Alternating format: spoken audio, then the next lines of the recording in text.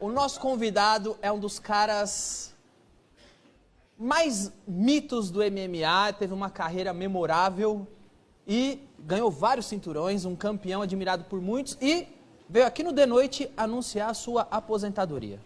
Minotauro!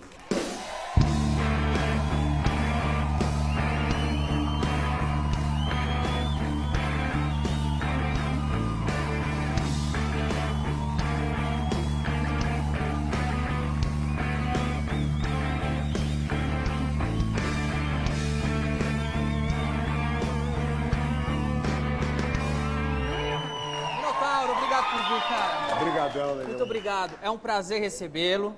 Eu quero aproveitar a oportunidade, a gente está aqui no SBT já há 2 anos, dando muita audiência, sempre na vice-liderança, às vezes na liderança, e eu devo muito isso a você.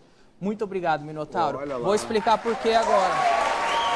Para quem não sabe, lá atrás, quando escrevi o projeto e a gente fez o nosso primeiro piloto, eu convidei o Minotauro para ser o entrevistado do piloto para a gente fazer o programa, e o Minotauro muito gentilmente, não só aceitou o convite, como participou das brincadeiras, e para a gente era muito importante que o convidado entrasse no espírito do programa, para a emissora ver o potencial da atração. E por isso, sou eternamente grato. Muito obrigado mais uma vez, de verdade. De verdade mesmo. Diga lá. Danilo sempre comenta que da vez que você entrou lá atrás, ele sempre ficou... Obrigado por entrar lá atrás, aquilo da nossa vida. O primeiro a gente nunca esquece, hein, Nunca, gente? jamais, cara. E agora, quem diria, está aqui o mais novo aposentado do pedaço. Como é que tá a vida de aposentado? Tá jogando bote? Não tô jogando bocha, Não? não tô jogando baralho. Milho pros pombos? Não, eu ando de kitesurf nas horas vagas. Faz o quê? Ando de kitesurf. Ah, né, de kart? Aham. Não. Kite? Kitesurf. Kitesurf, Ah, entendi kart. Eu ia falar, mano, como é que você cabe em um kart? Pareceu o Bowser do Super Mario Kart, aquele negócio... Você também não cabe, né? Você Pareceu o falando que Donkey você não Kong cabe no também. Mario Kart. Eu também não, cara. E atualmente eu tô trabalhando, né, como diretor de relacionamento com atletas pro UFC. O que é isso? Tipo um embaixador? Embaixador, isso mesmo, embaixador do UFC na descoberta de novos talentos, né, e ajudando os novos atletas a se posicionar, né, nos campings, quando eles viajam para fora do Brasil, a gente leva, né, e descobrindo novos talentos aí no Brasil. Eu acho que, e também com trabalhos sociais. O UFC esse ano, né, o UFC Brasil, com o nosso presidente Giovanni Decker, ele está muito voltado a essa parte social, né, de trabalho de base, da criancinha treinar desde pequena e se tornar um lutador. Então a gente está fazendo esse trabalho muito forte. Agora que você é embaixador dos lutadores no UFC, você pode parar de malhar e ficar gordo? Você pode comer pernil e bacon e chegar gordo no lugar? Vão continuar te respeitando? Você pode falar, sou só embaixador, o que tem o meu pernil? Pode ter isso? Se chegar gordinho, não vão me respeitar, já que eu vou me lidar com atleta. Mas você pode. Posso sim. Mas geralmente a gente tem uma vida regrada. O lutador, o atleta, é um estilo de vida, né? Eu malho todos os dias, né? Você não consegue viver de outro jeito se não for assim. Igual eu com bacon. Igual você com bacon. Eu também não consigo viver de outro jeito se não for comendo muito, igual um porco e tal. Você é o contrário. Tá bem, né? Obrigado, cara. Diabetes, né? Tive que emagrecer, né? Mas obrigado por notar, obrigado. Você já acostumou a viver assim, né? É isso. Eu treino desde os 4 anos de idade, não como açúcar, fritura, coisa da minha mãe era dona de academia. A gente tem 12.500 alunos. Então, 12 mil alunos, 12 cara. mil alunos. A gente tem que motivar esses alunos, né? A pessoa, o aluno tá ali, eu tô falando para ele malhar, e ele vê o mestre tá gordo, não dá, né? 12 mil alunos, você sabe o nome de todos? Vamos lá. Claro que não. Não. Conheço uma muito bem, a dona Leila, nossa aluna com 62 anos. Uau! 62 anos, pegou a sua 3ª graduação de Muay Thai. Tá brincando? Treina com a gente há 4 anos e, né? E você tá dizendo agora, quando eu sair na rua, eu tenho que tomar cuidado quando eu estiver zoando as veinhas, porque uma delas... Uma pode dar um chute na cabeça. Uma delas pode ser a dona Leila, isso? Uma pessoa super querida. Que demais. Posso fazer uma pergunta? Eu sempre quis fazer. Claro. Quando a orelha fica assim, fica difícil pra ouvir? Eu escuto um pouco menos da orelha esquerda. Ah, vocês deram risada e era uma pergunta, era uma pergunta pertinente, tá vendo? Boa. Tá vendo? Inteligente. Posso cutucar a sua orelha? Pode. Só no baixo, tá? Quer apertar, Tá. velho? Não, dói se bater? Não. É? Isso aqui, deixa eu... Fica sensível ou a orelha mais resistente? Não, fica mais recente. Posso sentir o gosto? Não. Eu me empolguei, desculpa. Eu acho que me empolguei, desculpa. Eu me empolguei. Esse Danilo é muito danado. Quando eu vi no programa pela primeira vez, eu fiquei um pouco assustado. Por quê? Lá no piloto? No piloto você, né, mordeu, beliscou, fez umas perguntas assim. Depois eu acostumei contigo. Não, mas ali quando eu tava mordendo, beliscando, nem era o piloto, era o camarim. Eu sempre passo antes do camarim com os convidados, pra gente pegar intimidade, entendeu? Você demorou pra se aposentar, né? Quantos anos ficou? Então, Quantos anos ficou nessa vida de luta? 16 anos de carreira como profissional, comecei em 99, parei, né, de lutar agora em 2015, exatamente 16 anos e um pouco. Né, mas como atleta de arte marcial, eu treino desde os 4 anos de idade. Então são 35 anos de porrada no corpo. Né? E aos 11 anos de idade eu tive um acidente, né, eu fui atropelado por um caminhão. Né, eu estava na festa de aniversário do meu primo e o caminhão deu uma marcha ré, né, eu estava atrás do caminhão e... Você anotou a placa desse caminhão que te atropelou? Não, mas eu conheci o cara depois que me atropelou. Você acredita que o cara falou? Porra, eu construí você, velho. Você deve me agradecer. Você é famoso, você é resistente porque você passou por isso. Que cara bom, que cara legal. Você fez o que com ele? Gente boa. Falou, eu também vou te ajudar. Peraí, você pode ficar atrás desse caminhão aqui? Eu também quero te ajudar, peraí. Você começou treinando com um caminhão, então? Não, comecei antes, aos 4 anos de idade. Então, por conta desse acidente, eu tive um problema no quadril, né, e o próprio desgaste, né, do treinamento da vida inteira. Uma lesão no labro, o mesmo problema que o Guga teve no quadril dele, né, que parou de jogar por causa disso. Ele teve de um lado do quadril, eu tive nos dois. A cartilagem do osso do quadril, ela estava passando. Eu fiz uma cirurgia em 2011. Eu consegui estender minha carreira aí até 2015, mas agora já estava na hora, né, 39 anos de idade. Vai sair filme da sua vida? Porque dá um filme. Documentário, a gente está fazendo documentário. É uma história legal para filme, hein, cara? Eu queria saber se desses caras chatos que você pergunta, e aí, meu, tudo bem? O cara fala, tô aí na luta. Tô aí na luta desde os 4 anos de idade. Tô na batalha.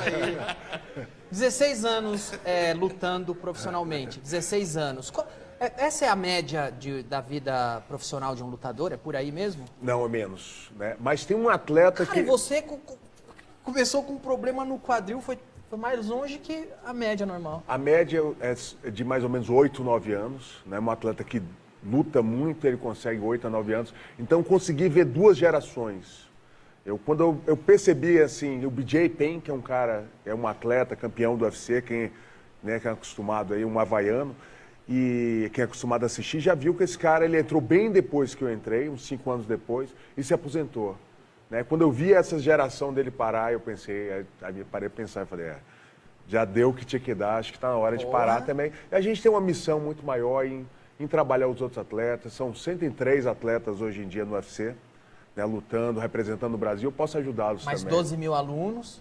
Aliás, quem vai mexer com você? Você fala, vou chamar meus alunos, você vai ver. Tem 12 mil alunos. Uma turma grande. Ele era um pouco maior que eu, né? É mais difícil acertar a cara quando é assim?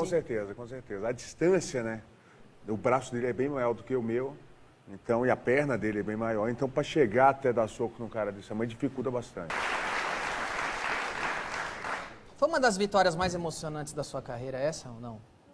Então, eu vim lutar no Brasil, né, na minha 40ª luta, minha primeira luta no Brasil. Né, uma luta contra um americano chamado Brandon Shaw, em 2011. Muito obrigado. Em 2011 foi minha primeira luta no Brasil. Foi disparado a luta mais emocionante. Não foi uma luta de disputa de título mundial, né, foi uma luta... Mas primeira luta no Brasil, onde eu vi o grito da galera, né? 15 mil pessoas gritando, o campeão voltou, aquela coisa toda, muito emocionante para mim. E foi uma luta, imagino eu, uma vitória com um gostinho muito especial, porque você estava vindo de uma recuperação séria, não é? Isso, eu tinha operado o quadril, né? Eu tinha ficado 5 meses de muleta, sem colocar o pé no chão, aquela coisa toda. E né, voltei para o Brasil, primeira luta no Brasil, e para mim foi uma grande vitória, né?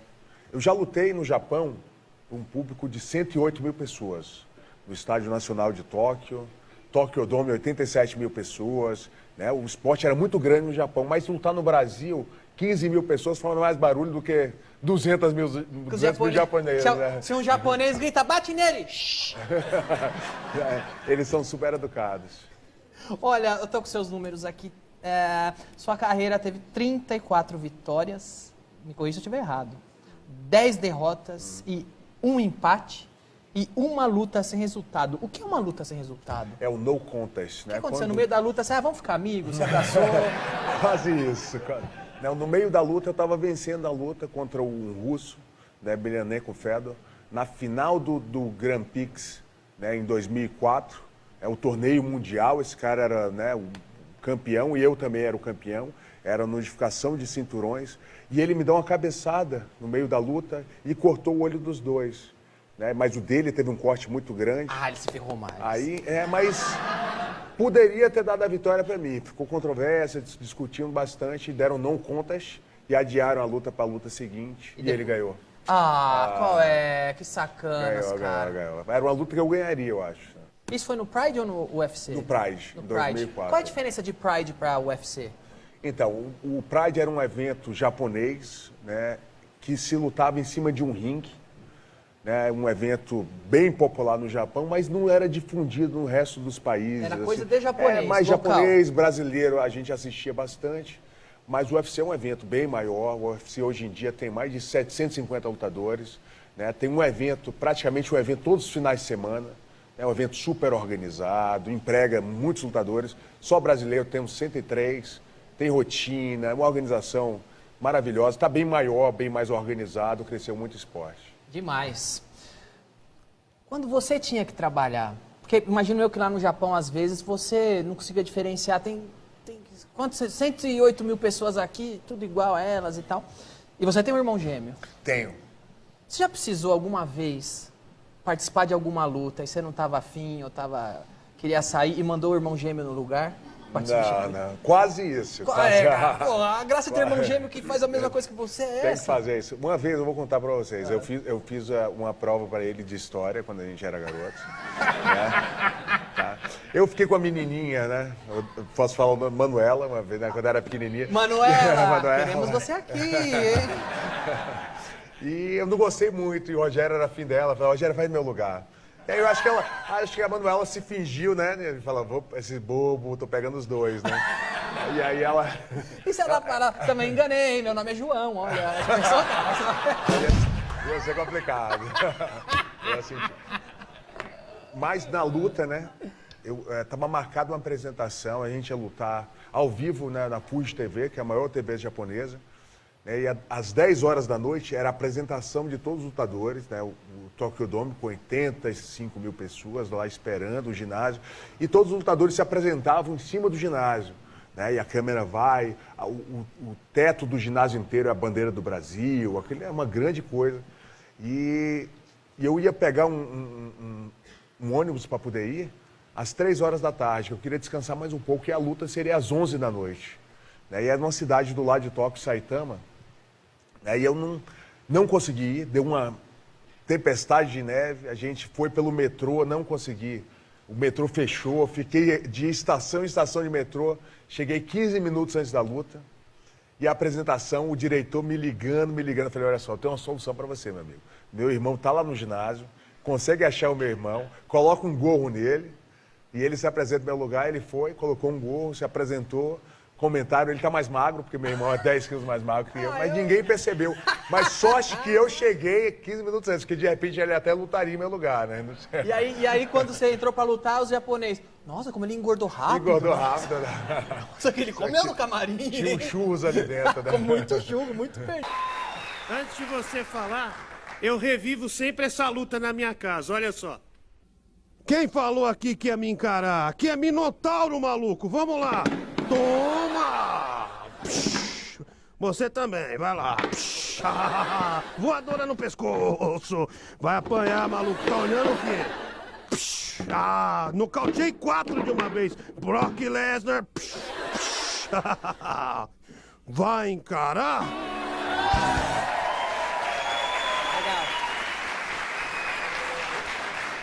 Quantos anos você tem? 12? Eu tenho 35. Sabe o que eu mais gosto dessa luta? Além, obviamente, da sua vitória e da reviravolta? Da locução do japonês. Tem o drama, né? Cara, não tem como não ser bom com um japonês fazendo a locução, cara. É um filme, né? Você aprendeu? Você entendia o japonês? Você chegou a aprender? Algumas palavras. Eu sabia quando estavam falando mal de mim. Eles falam bacaró, tipo otário, né? Ah, é? Como você sabia que eles ficavam... Como que você Tem uma palavra só, né? Quando me chamavam de otário, Qual eu já que é entendi. otário? Qual é? Bacaró. Bacarol. Bacarol? Bacarol. Bacarol. Você tá falando de um negócio aqui, Bacarol. Tem umas coisas engraçadas. Bacarol, fica Tem tranquilo. umas coisas engraçadas, né? Prato de comida é mexer o cu. Mexeu o cu? Mexer o cu. Aí você pensa, o que entendeu, né? O que tem pra comer hoje aí? Mexeu o cu? Mexeu o cu. Porra, dependendo. Ai, meu Deus do céu, mexi o cu. Agora vai aguentar a semana inteira ele com essas palavras. Por que você foi ensinar, Tem que Minotauro? ser nada. Mexe o cu. Bacarol, mexi o cu. Eu sempre quis perguntar isso porque eu tenho muita vontade de comer. Tem carne de baleia no Japão. Você comeu? Não comi. Eu tenho uma vontade de saber, porque é mamífero e vive na água. Será que é uma mistura de carne de picanha com salmão? Ah, você não comeu? Não. Ai, droga. Eles têm uns peixes assim, né? Tem um leilão de carne, né, de peixes no Japão, que é interessante, é um programa que todo mundo tem que ir, quem vai em Tóquio, onde tem peixes, né? Tem uma parte do peixe, né, que é o filé do atum, que é caríssimo. Um peixe daquele é $20 mil. E tem uma parte do baiacu que mata a pessoa que comer. Tem. Você comeu? Comi. Se você... Não, Uau, mata, cara, você é duro se a na queda pessoa- mesmo, hein? Se a pessoa não souber fazer o corte certo, E você né? confiou? Confiei. Você tá lá, todo mundo tá comendo, tu não vai comer por quê, E né? se foi o Bob Sapp que foi lá na cozinha e falou, corta um pouquinho mais pra cá, prepara né? acima e dá pra Eu ele. não estaria vivo hoje, né? Você tá fazendo, a gente começou a conversa falando que você tá fazendo kitesurf. Kite. Falei kite. Kitesurf, é. Kitesurf. Por que você entrou nessa? Você sempre fez? Não, é um esporte bem interessante, é um desafio, né? Desafiador. Eu ouvi falar que tinha pessoas que faziam travessias de kite e né, as pessoas fazem assim, chama downwind, você vai em direção ao vento, né? E me chamaram para assistir um downwind uma vez em Fortaleza. O pessoal foi de Fortaleza até Jericoacoara, que são 308 quilômetros pelo mar ali, né? Em 3 dias. E eu achei aquilo super interessante. Eu comecei a praticar para poder fazer isso. E eu consigo fazer algumas É difícil travessias. equilibrar e tal? Não, você pensa, né, que o kite ele vai te segurar pelo braço, mas ele te puxa pela cintura, né? Aquele cinturão ali, o vento te puxa pela cintura. Então, você praticamente não faz muita força no E braço. você, só pra esbanjar, não, eu não quero o cinturão, coloca a corda nesse meu cinturão aqui. Você tem, quanto cinturão você tem?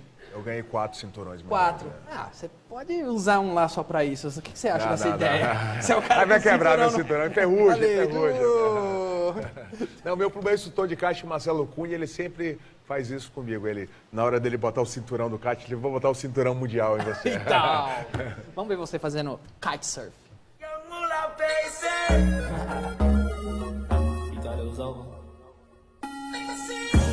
I wasn't born last night. I know these hoes ain't right. But you was blowing up my phone last night.